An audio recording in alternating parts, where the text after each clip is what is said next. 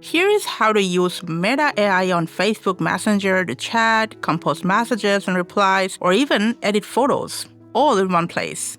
Alright, so first let's launch the Messenger app. Now, as you can see, you can tap over the AI option at the top in the search bar, or a shortcut is here at the bottom right corner. So when you enter Meta AI option, you will see some recommended fun question in here. You can tap on any one of them and just, start a conversation. Or if you have anything on your mind, you can just type that into this bar and start chatting with Meta AI. Talking about chats, you can even compose messages by properly prompting Meta AI, and after reviewing, you can send that message to your preferred contact. And not just text, you can edit photos as well. So either you can start a prompt with this word, imagine, and then you prompt, and then create AI-generated photo with that.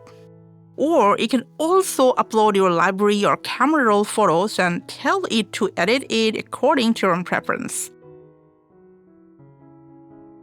And once you start a conversation, whatever it is, all your AI-generated messages will be saved into a separate chat thread. I know this is just the tip of the iceberg, but that's pretty much how you can use Meta AI on Messenger.